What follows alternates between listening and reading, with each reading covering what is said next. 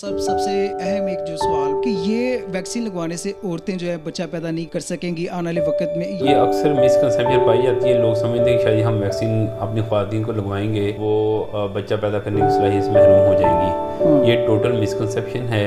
इस परसेप्शन में कोई किसी किस्म की हकीकत नहीं है। कुछ लोगों का ख्याल है कि ये जो एक सिर्फ पैसा कमाने का एक सोर्स है। देखिए, ये तो सिंपली एक मिसकंसेप्शन है। ये एक कॉमन मैन या लेमैन तो इस बारे में इस तरह सोच सकता है। आजकल एक अहम सा सवाल है कि ये जो मेडिसिन है हर बंदे को लगवानी चाहिए कि जस्ट मरीज ही वही लगवा सकता है। हकीकत में जो कोरोना के मरीज है उन्हें तो वैक्सीन लगनी ही नहीं चाहिए और ना ही ये कोरोना के मरीजों के लिए है। बिस्मिल्लाहिर्रहमानिर्रहीम, अस्सलाम वालेकुम। 2020 में कोरोना वायरस की बेपनाह तबाही के बाद पूरी दुनिया के साइंसदान कोरोना वायरस की वैक्सीन तैयार करने पे लग गए थे। तकरीबन एक साल के अरसे के बाद 2021 में बहुत कम लोग जो इस वैक्सीन को तैयार करने में कामयाब हुए, जिनमें साइर-ए-फहरिस्त अमेरिका, चाइना और रशिया शामिल है। इस वैक्सीन के तैयार होने के बाद बहुत ज़्यादा शक-व-शुबात लोगों की तरफ से सामने आ रहे हैं और हुकूमत की तरफ से भी ये कहना है कि जो भी बंदा ये वैक्सीन अपने ऊपर इस्तेमाल करे वो अपने बिहाव पे करेगा, हुकूमत किसी को फोर्स नहीं करेगी। इसी सिलसिले में आज हमारे साथ मौजूद है senior doctor professor Ahmad Farooq साहब, जो बेपनाह मरीजों का इलाज करके एक अपना अहम मकाम मेडिकल की दुनिया में रखते हैं और उनसे हम पब्लिक ओपिनियंस के बारे में बात करेंगे जो पब्लिकली परसेप्शन इस हवाले से पाया जा रहा है। क्या कहेंगे इसके बारे में? जी अस्सलाम वालेकुम डॉक्टर साहब। वालेकुम सलाम। कैसे हैं आप डॉक्टर साहब? अल्लाह का शुक्र है, ठीक ठाक। अच्छा डॉक्टर साहब, ये बताइएगा कोरोना वायरस की जो वैक्सीन अभी तक तैयार की गई है इसके बारे में आप क्या कहेंगी? ये इंसान की बॉडी में किस तरह अमल करती है?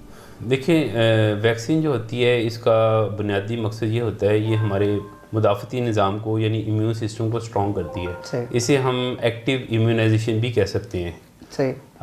वैक्सीन मुख्तलिफ तरीक़ों से तैयार होती है जी।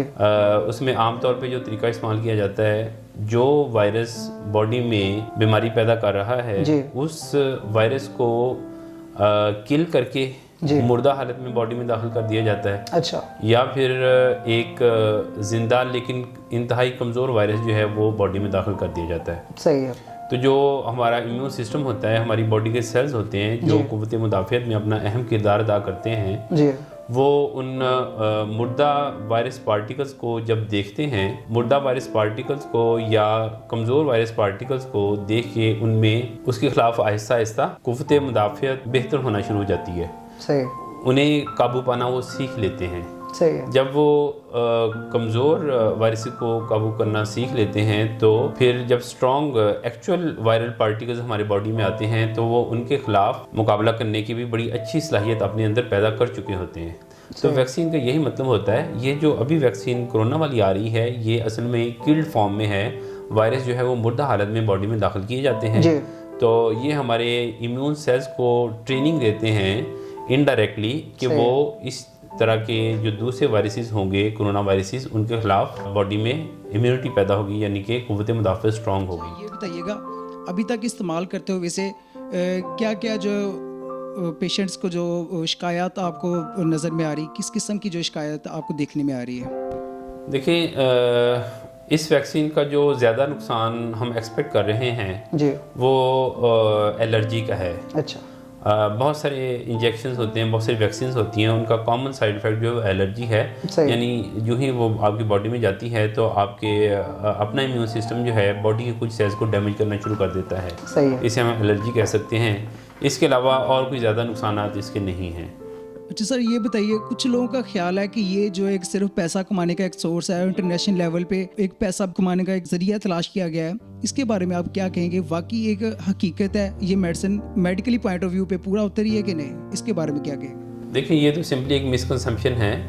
ये एक कॉमन मैन या लेमैन तो इस बारे में इस तरह सोच सकता है जी। लेकिन जो ही कोविड-19 स्टार्ट हुआ दिसंबर 2020 में, आमद के साथ ही इसके खिलाफ वैक्सीन बनाने के लिए वर्ल्ड हेल्थ ऑर्गेनाइजेशन और जो वर्ल्ड लीडर्स थे उन्होंने वैक्सीन के बारे में सोचना शुरू कर दिया था। सही। तो अभी तकरीबन एक साल से ज़्यादा का टाइम गुजर चुका है। इस एक साल के अरसे में बड़ी मेहनत मुशक्क़त के साथ साइंटिस्ट ने ये वैक्सीन जो है इन्वेंट की है जी। और पूरे SOPs को पूरा किया गया है। अगरचे इसके सारे प्रोसेस को एक्सीलरेट किया गया है लेकिन इसमें कोई ऐसा सब स्टैंडर्ड कॉन्स्टिट्यूएंट नहीं है जी। और इसमें ज़ाहिर बात है इंसानी जाने बचाने के लिए बहुत बड़ा इक़दाम है वर्ल्ड हेल्थ ऑर्गेनाइजेशन का और जो वर्ल्ड लीडर्स हैं, तो इसलिए मेरे ख्याल में ये सिंपली एक मिसकंसेप्शन है। अच्छा सर, ये बताइएगा, कुछ लोगों का ख्याल है कि ये मेडिसिन जो है लगवा के उन्हें कोरोना वायरस का जो टेस्ट है मुस्बत आ जाता है। बहुत ज़्यादा परसेप्शन यही आ रही है कि जी मेडिसिन लगवाने से हमें कोरोना वायरस हो जाएगा। आप इसके बारे में क्या कहेंगे? देखिए, जैसे मैंने आपको बताया कि वैक्सीन लगने से आपकी बॉडी में इम्यूनिटी पैदा होती है कोविड के ख़िलाफ़ जी। तो जब इम्यूनिटी पैदा हो रही होती है उसे हम कहते हैं आपकी बॉडी में एंटीबॉडीज़ पैदा हो गई जी।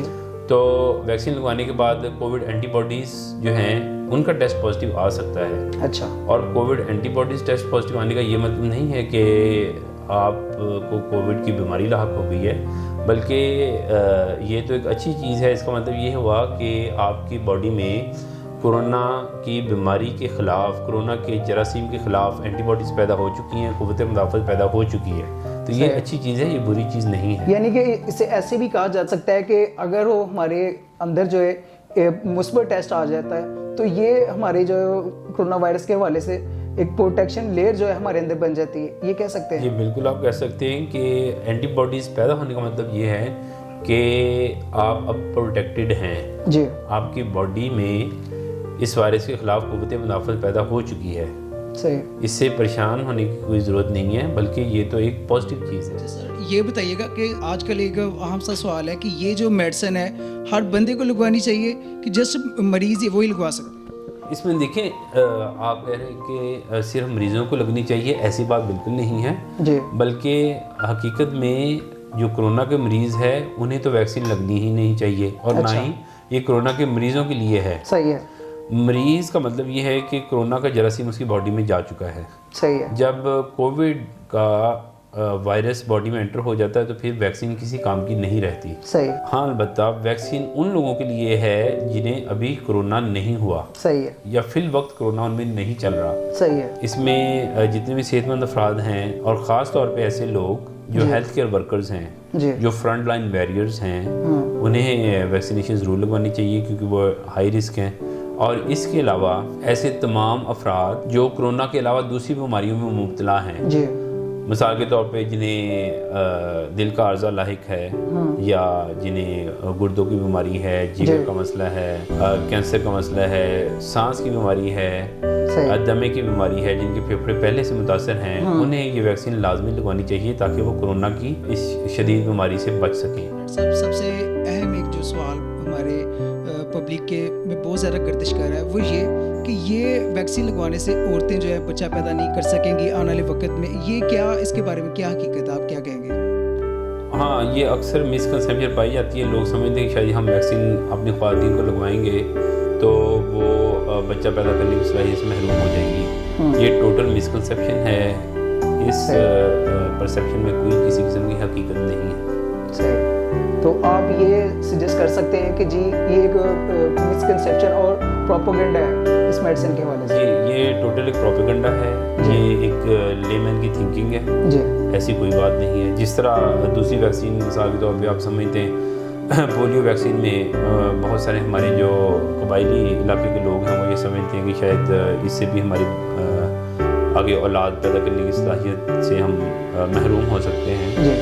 तो ये उसी किस्म का एक प्रोपेगेंडा है। अच्छा सर, सबसे एक अहम क्वेश्चन ये भी सुनने को आ रहा है कि ये जो मेडिसिन है कि हामला ख़वातीन में ये लगनी चाहिए कि नहीं लगनी चाहिए, इसके बारे में मेडिकल साइंस अब तक क्या कहते हैं? हामला ख़वातीन में इस पर बहुत ज़्यादा रिसर्च नहीं है, लेकिन ओवरऑल ये हामला ख़वातीन को मना किया जाता है इससे क्योंकि बेबी के ऊपर इसके बुरे असरात आ सकते हैं। अच्छा सर, एक बहुत अहम जो सवाल लोग करते हैं और लोगों में कहा जाता है कि इस वैक्सीन में एक माइक्रोचिप मौजूद है जो हमारे बॉडी के अंदर जाके हमारी आने वाली नस्लों में मुतासर कर सकती है। क्या इसके बारे में क्या हकीकत है, क्या कहेंगे आप?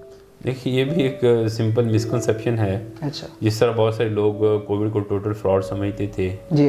और बहुत सारे लोग जो है कोविड से इस कदर ज़्यादा परेशान थे कि उनकी रात की नींदें भी हराम हो गई थी। सही। तो दो एक्सट्रीम किस्म के लोग जो है उस वक्त पैदा हो गए थे जब कोविड-19 आया था। सही। तो इसी किस्म की ये कुछ मिसकंसेप्शंस हैं, बहुत एक्सट्रीम थिंकिंग है जी।